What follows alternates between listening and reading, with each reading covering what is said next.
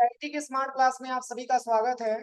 और MS word की इस क्लास में आज हम पढ़ने वाले हैं टेबल ग्रुप के अंतर्गत एक्सेल स्प्रेडशीट और क्विक टेबल्स के बारे में। ये दो ऑप्शन आज की क्लास में कवर करना है, एक्सेल स्प्रेडशीट और क्विक टेबल्स। ये दोनों ऑप्शन का बहुत ज्यादा प्रयोग होता है। जैसे देखिए, सबसे पहले अगर हम एक्सेल स्प्रेडशीट के बारे में बात करें तो एक्सेल स्प्रेडशीट का प्रयोग कब और कैसे किया जाता है। तो जैसे कि इस समय तक जो मैंने आपको टेबल बनाया है, टेबल जो मैंने आपको बताया है, उसमें नॉर्मली मैंने आपको फार्मूला बताया था कि जैसे कि आपको सम करना हो, मैक्सिमम निकालना हो, मिनिमम निकालना हो, काउंट निकालना हो, एवरेज निकालना हो, तो इसके लिए हम फार्मूले का प्रयोग मैंने कल की क्लास में आपको बताया था टेबल्स के अंतर्गत। लेकिन ऐसे रिक्वायरमेंट आ जाए कि हमको माइनस करना हो या मल्टीप्लाई करना हो, या फिर मान के चलिए कि हमको जो है डिवीजन निकालना हो या डिस्काउंट निकालना हो, तो ये सारे फार्मूले को हम कैसे सॉल्व करते हैं। तो एक्सेल स्प्रेडशीट का ये प्रयोग है कि जैसे कि अगर आपको कोई डेटा वगैरह बनाना हो, स्टूडेंट डेटाबेस आपको बनाना हो, कि जैसे कि स्टूडेंट का नाम क्या है, उसका कोर्स क्या है, उसका फी क्या है, उन्होंने कितना पेड किया है, कितना ड्यू है, उस पर डिस्काउंट कैसे प्रोवाइड करेंगे, उसका टोटल अमाउंट कैसे निकालेंगे, इस तरीके से अगर आपको डेटा बनाना हो तो एक छोटा सा एक्सेल का पेज आपको मिल जाता है एक्सेल स्प्रेडशीट पे। जैसे ही आप क्लिक करेंगे तो ऐसा इंटरफेस आपके सामने आ जाता है। समझ में आ रहा है ना। ये एक्सेल का पेज आपको मिला हुआ। अगर आप कहीं साइड में क्लिक करेंगे तो एमएस वर्ड के पेज पे आ जाएंगे, और आप इसके अंदर क्लिक करेंगे तो एक्सेल के पेज पे आ जाएंगे। अब कैसे कंपैरिजन पता चलेगा, तो देखिए, अभी मैंने एमएस वर्ड भी आपको पढ़ाया है, अभी मैंने पढ़ाया है। तो एमएस वर्ड में इतने सारे ऑप्शन आपको नहीं मिले। जैसे कि पेज लेआउट हो गया आपका, तो फार्मूला टैब हो गया। अगर हम साइड में क्लिक करेंगे तो एमएस वर्ड का जो पेज आपका खुला हुआ है, इसमें फार्मूला टैब नहीं मिला हुआ, इसमें फार्मूला टैब नहीं दिया हुआ। पेज लेआउट दिया है, डिजाइन दिया, कुछ ऐसे टैब है जो सब में कॉमन, लेकिन इसमें फार्मूला टैब आपका नहीं दिया हुआ। अगर आप इसमें क्लिक करेंगे तो आप डायरेक्टली एक्सेल के सीट पे आ जाएंगे। और प्रॉपर आपको एक्सेल पे अभ्यास करना है, स्टूडेंट डेटाबेस क्रिएट करना। इसमें बहुत सारे फार्मूले को हम सॉल्व करना भी सीखेंगे। तो जैसे यहाँ पे देखिए, यहाँ पे ये सारा जो विंडो खुला हुआ है, ये सब आपका एक्सेल का खुला हुआ है। अगर आप साइड में कहीं क्लिक करेंगे तो एमएस वर्ड के पेज पे आप आ जाए। अंतर समझ में आ रहा है ना। आप इसी पे क्लिक करिएगा, क्योंकि एक डेटाबेस बनाना है, और वो भी आपको एमएस एक्सेल की सॉफ्टवेयर पे आपको ये प्रॉपर काम करना है। तो ये देखिए, इसको हम सेल बोलते हैं। क्या बोलते हैं? सेल बोलते हैं। अब तो कोई कंफ्यूजन नहीं ना है। सेल किसको बोलते हैं, रो किसको बोलते हैं, वो कॉलम किसको बोलते हैं। कॉलम क्या होता है? जो हॉरिजॉन्टल दिख रहा है। इसमें हम कैसे समझेंगे, तो जो अल्फाबेटिकल लिखा हुआ है वो आपका कॉलम, और जो नंबर लिखा हुआ आपका रो। और इसको हम सेल बोलते हैं। इसको क्या बोलते हैं? सेल बोलते हैं। और मैंने बताया था एक सेल को बनने में एक रो तथा एक कॉलम की रिक्वायरमेंट आती है। अब जैसे आपको एक डेटा बनाना है स्टूडेंट डेटाबेस के नाम से, तो किसी भी प्रकार का आप टेबल बनाएंगे या कोई भी डेटाबेस आप बनाएंगे, सबसे पहले उसकी एक हेडिंग आपको देना होता है। इसमें करना क्या है कि सबसे पहले इतने पूरे डेटा को आप सिलेक्शन करिए, पूरे सेल को सिलेक्शन करिए, और यहाँ पे एक ऑप्शन आपको मिलता है मर्ज। याद करिए, मैंने कल की क्लास में मर्ज के बारे में आपको बताया था। मर्ज का मतलब होता है कि छोटे छोटे सेल को जोड़ करके एक बड़े सेल में हम कन्वर्ट करते हैं। जैसे इतना सारा छोटा छोटा सेल दिख रहा है ना, पीछे बात मत करो, छोटे छोटे सेल को हम एक बड़े सेल में कन्वर्ट करने का काम करते हैं। उसका मैंने नाम दिया था मर्ज सेल।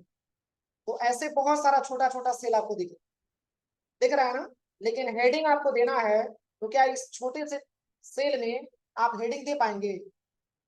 बोलिए। मैंने एमएस वर्ड में भी बताया था। देखिए, यहाँ से अगर हम एमएस वर्ड के पेज पे आ जाते हैं, कंट्रोल एन से एमएस वर्ड के पेज पे आते हैं, इंसर्ट में आते हैं, और यहाँ से टेबल पे आ जाते हैं। ऐसे ही मैंने टेबल बनाया था, याद है। और इसको मैंने बड़ा कर दिया। बड़ा करने के बाद इतना डेटा को सिलेक्शन करके, इतना सेल को सिलेक्शन करके, और यहाँ से मैंने लेआउट टैब से आकर के इसको मैंने यहाँ से मर्ज कर दिया था, याद है। और इसी में मैंने हेडिंग दिया था, किस नाम से?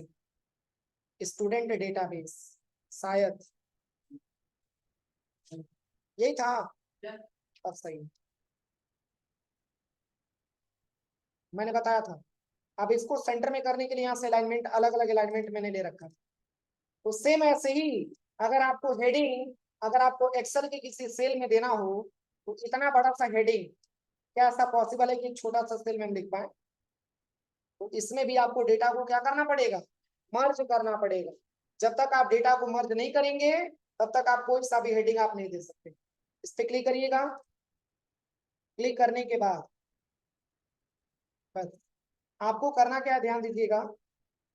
यहां से लेकर के यहां तक आप सिलेक्शन करिए जितना की हेडिंग आपको देना है। इसके बाद आप यहाँ से मर्ज इन सेंटर पे क्लिक करके इसको मर्ज कर दीजिए। यहाँ पे क्लिक करेंगे तो 4 ऑप्शन आएगा। यहाँ पे दिया है मर्ज ए सेंटर, इस पे क्लिक करेंगे तो मर्ज हो जाएगा डेटा। फिर यहाँ पे क्लिक करिए, इसको अनमर्ज कर दीजिए। अगर दूसरे ऑप्शन पे आप आते हैं तो मर्ज ए क्रॉस, कुछ ऐसे इंटरफेस में मर्ज होता है। अंतर दिख रहा है?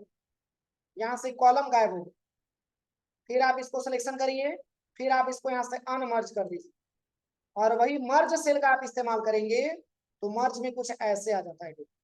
अब इसी में आपको हेडिंग देना है, स्टूडेंट डाटाबेस।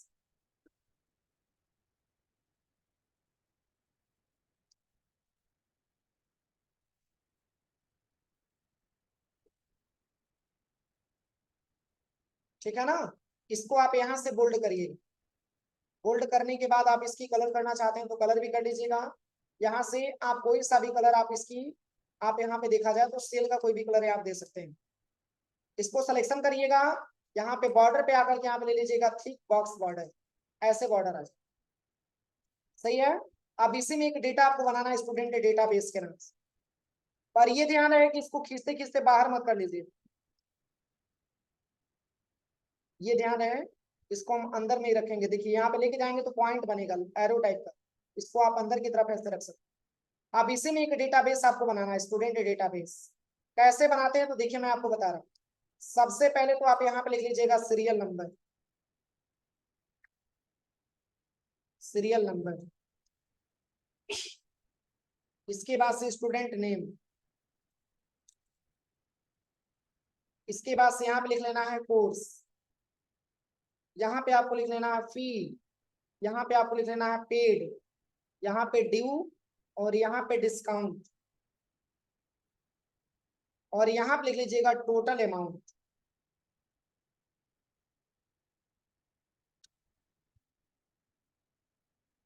इतना बनाने के बाद आप खुद देखिए, अभी हेडिंग आपका छुपा हुआ, स्टूडेंट नेम में आपका नेम छुपा हुआ है, डिस्काउंट में टी छुपा हुआ है। इसको मैनेज करने के लिए आप क्या करिएगा कि पेज को थोड़ा सा ऊपर लेके जाइए जितने में कि कॉलम आपको दिखने लगे, और ऐसे सिलेक्शन करिएगा जहाँ पे डाउन एरो आपको दिख रहा है, यहाँ से लेकर के यहाँ तक आप डेटा को सिलेक्शन करिए और लास्ट जहाँ पे होगा यहीं पे माउस का लेफ्ट बटन 2 बार दबा दीजिए। अब तो कुछ हेडिंग नहीं छुपा है। अब इस पूरे को सिलेक्शन करके इसमें आल बॉर्डर का इस्तेमाल कर लीजिएगा, आल बॉर्डर। कोई दिक्कत है यहाँ तक? इसके बाद इसको सिलेक्शन करके इसको आप बोल्ड कर लीजिएगा चूंकि मेन हेडिंग। अब देखिए सीरियल नंबर, अब यहाँ से दोनों को पकड़ करके ड्रैग एंड ड्रॉप करेंगे, पतला प्लस बनेगा। ऐसे ड्रैग एंड ड्रॉप करेंगे तो जहां तक खींचेंगे वहां तक ये नंबर हो जाएगा। ये एक्सेल पे काम कर रहे हैं, एमएस वर्ड पे नहीं काम कर रहे, ध्यान दीजिएगा। क्योंकि एमएस वर्ड में ही आपका एक्सेल का एक छोटा सा पेज आपका दे रखा है जिसपे कि प्रॉपर काम करना आपको सीखना। वैसे आगे की क्लास में हमको एक्सेल के बारे में पढ़ना है, लेकिन एक्सेल की एक छोटा सा प्रारूप आपको मिल चुका है। इसी एक्सेल के पेज पे आपको कैसे काम करना होता है, इसी के प्रारूप के बारे में आपको सीखना। अब यहाँ पे जैसे कि एक्सेल में ये है कि जैसे कि टेबल में मैंने ऑप्शन ये नहीं बताया था कि जैसे कि अगर मैंने नंबर को यहाँ पे लिख लिया और इसी को ऐसे ड्रैग एंड ड्रॉप करेंगे, पतला प्लस बनेगा तो ये नंबर ऑटोमेटिक आ जाए। क्या हम लोगों ने टेबल में सीखा था? तो ये ऑप्शन केवल स्प्रेडशीट में ही दिया हुआ। इसका प्रयोग कैसे करेंगे? तो जैसे कि यहाँ पे देखिए, जितना भी आपको नंबर बढ़ाना है, जैसे कि सीरियल नंबर जहां से लेकर के जहां तक आपको लेके जाना है, आप इन दोनों को पहले एक साथ सिलेक्शन करिए और यहीं पे पतला प्लस बनेगा।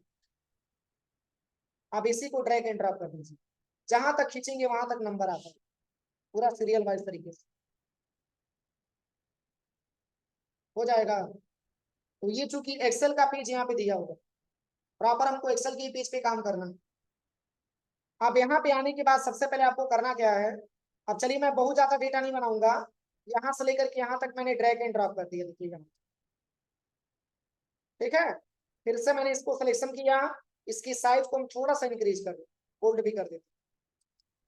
अब यही फॉर्मेटिंग सब पे देना है, तो यहाँ पे क्लिक करिएगा और फॉर्मेट पेंटर, यहाँ पे क्लिक करिएगा और यहाँ से आपको फॉर्मेट पेंटर ले लेना। फॉर्मेट पेंटर लेने के बाद ऐसे ड्रैग एंड ड्रॉप करिए। इससे क्या फायदा होगा, जैसा आपका हेडिंग है उसी तरीके से पूरा का पूरा टेक्स्ट आपका टाइप होगा। तो जैसे यहाँ पे हम नाम टाइप कर देते हैं राजन,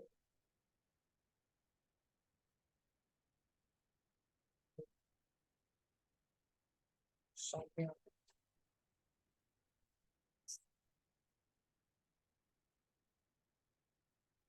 स्पेलिंग गलत है, सिंगल ए रहेगा, डबल ए कि सिंगल ए। इसके बाद से प्रीति, इसके बाद से निशा। चलिए इतना ही डेटा हम बनाते हैं।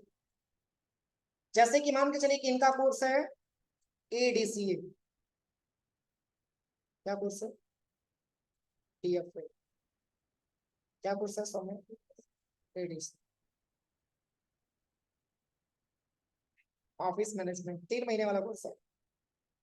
इसके बाद से अनामिका DFA, प्रीति DCA, निशा DFA। इतना कोर्स का नाम मैंने मेंशन कर दिया। जैसे देखिए इसमें जो डिस्काउंट आपका दिया हुआ है, डिस्काउंट 2 ऑप्शन पे मिलता है। जैसे हम जमा एक ही बार अगर करना चाहते हैं, जैसे कि मान के चलिए कि आप एडमिशन कराने आते हैं तो 2 कंडीशन में आपको डिस्काउंट मिलता है। जैसे कि टोटल फी पे भी आपको 10% का ऑफ मिल जाता है। जैसे कि मान के चलिए कि DCA का फी है कितना, 15,000 रुपये, हमको सब पता है। DFA का फी है 9,000 रुपये, ADCA का फी है 15,000 रुपये, ऑफिस मैनेजमेंट 4500 रुपये, सही है।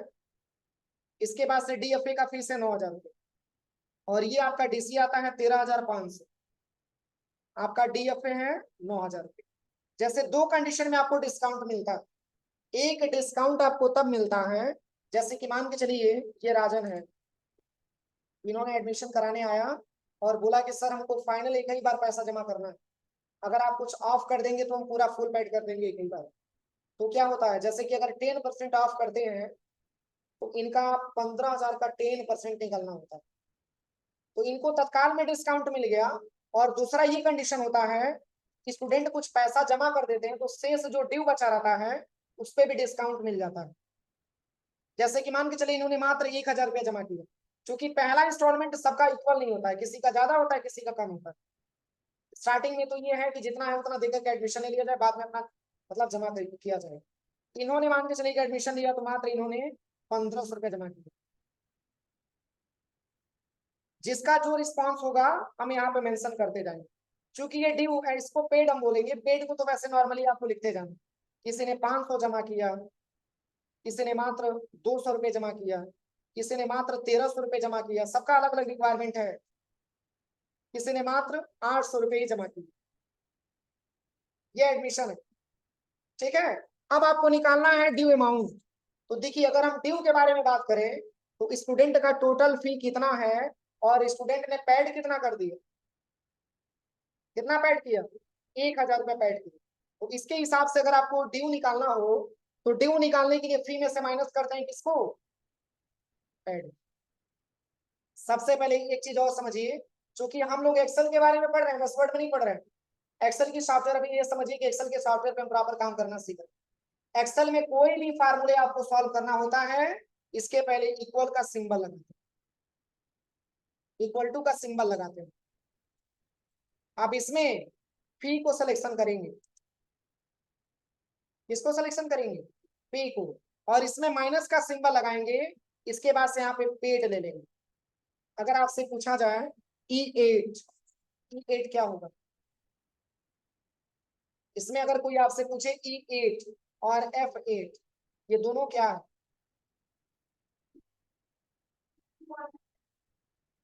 ई जो है वो आपको कॉलम को इंडिकेट कर रहा है और एट जो है वो आपको रो को इंडिकेट कर रहा है। इस आधार पे आप बोल सकते हैं कि ई और 8 ये फी है। फी का नाम क्या लिखा हुआ, E8 लिखा हुआ। ऐसे क्वेश्चन बन सकता है ना कि सर आपने सिलेक्शन किया तो अमाउंट लिखना चाहिए, लेकिन E8 F8 लिख रहा है, इसका क्या मतलब हुआ? तो नाम लिखता है किसका, सेल का। क्योंकि मैंने आपको बताया था एक सेल को बनने में एक रो तथा एक कॉलम की रिक्वायरमेंट आती है। तो E8 किसका है, फी का, और F8 क्या है, पेड का है। आप एंटर करेंगे तो रिजल्ट क्या आएगा, सही है। अब देखिए अगर एक आपका निकल गया तो अब ये नहीं कि पूरा बारी बारी से निकालिए, 7 नहीं, अगर 7,000 भी है तो भी कोई दिक्कत नहीं है। बस आप यहाँ पे क्लिक करिएगा, यहाँ पे पतला प्लस बनेगा, देखिए पतला प्लस, बस माउस का लेफ्ट बटन 2 बार दबा चेक करिए सही है कि गलत, सही है। तो ये एक्सेल आपका इतना काम आसान करता है। एक अगर आपने डेटा फाइंड आउट कर लिया उसके आधार पे आप आसानी तरीके से निकाल सकते हैं। अब चलिए अब बात आती है डिस्काउंट। अब हम जो डिस्काउंट प्रोवाइड करेंगे किस पर डिस्काउंट निकलेगा, अभी मैंने स्टार्टिंग में बताया था ड्यू पे निकलेगा। क्योंकि फी पे डिस्काउंट तब दिया जाता है जब पेड बिल्कुल जीरो के लेवल पे हो। अगर हम 1 भी रुपया पैसा नहीं जमा करेंगे स्टार्टिंग में तो हम एक ही बार फुल पेड करेंगे तो फी पे डिस्काउंट निकलेगा। अगर हम पेड कर देंगे तब फी पे डिस्काउंट मिलेगा ना, तब फायदा किसको होगा, संस्था को फायदा होगा, आपको नहीं फायदा होगा। अब चलिए जैसे कि इनका फीस है 15,000 रुपया, इन्होंने जमा कर दिया 1,000 रुपया, शेष कितना जमा करना है, 14। अब इन्होंने क्वेश्चन रखा सर से कि सर हम एक ही बार में पूरा पेड करना चाहते हैं, जो ड्यू बचा हुआ कितना परसेंट ऑफ करेंगे। तो सर बोले कि चलिए आपको 10% हम छूट दे रहे हैं और शेष फीस ला करके आप जमा करिए। तो जब भी डिस्काउंट आपको निकालना हो तो अब ये जो डिस्काउंट निकलेगा किस पे, ड्यू पे निकलेगा, क्योंकि स्टूडेंट ने इतना पैसा जमा कर दिया, इतना बचा हुआ, इसी पे इनको डिस्काउंट मिलना है। तो कितना होगा, 14,000 का 10%, कितना होगा, कितना होगा, 1,400 हो जाएगा। अरे 1,000 है तो 100 में कन्वर्ट हो जाएगा, 14,000 है तो एक जीरो कम हो जाएगा, 1,400 हो जाएगा। 7,500 है तो 750 हो जाएगा। 13,500 है तो 1,350 रुपया हो जाएगा। कैसे निकालेंगे, तो देखिए डिस्काउंट निकालने का जो फार्मूला है, सबसे पहले इक्वल करेंगे और यहाँ पे ड्यू अमाउंट को सिलेक्शन करेंगे। अब क्या परसेंट डिस्काउंट मिल रहा है, 10%, मल्टीप्लाई 10 ही% डिस्काउंट मिलेगा, 20 नहीं मिल पाएगा। और डिवाइड करेंगे कितने से, 100 से। देखिए G8 बराबर ड्यू अमाउंट, मल्टीप्लाई का सिंबल स्टार टाइप का सिंबल आता है, और कितने से, 10%, और डिवाइड करेंगे कितना से, 100 से। एक और तरीका,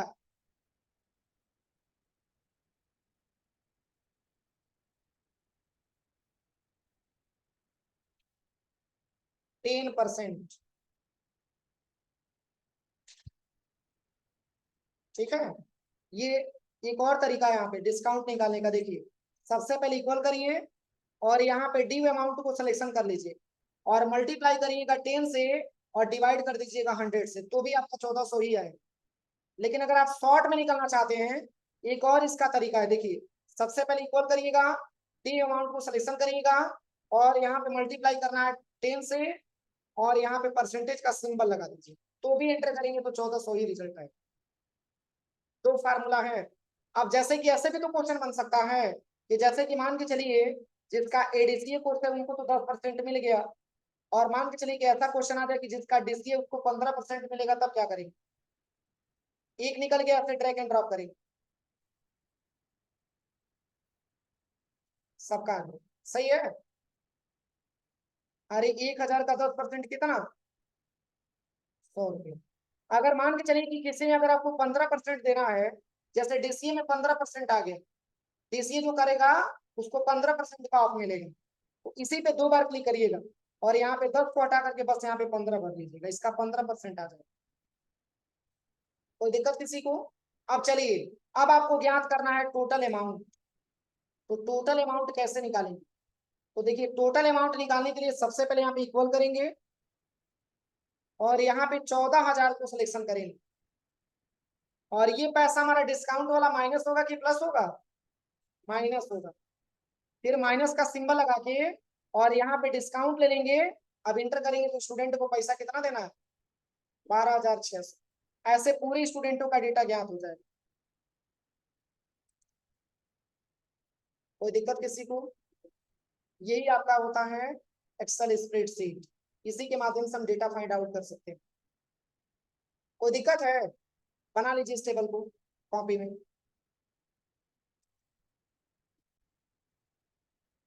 चलिए इसके बाद से लास्ट ऑप्शन दिया हुआ है यहाँ पे, तो लास्ट ऑप्शन यहाँ पे दिया है टेबल्स में।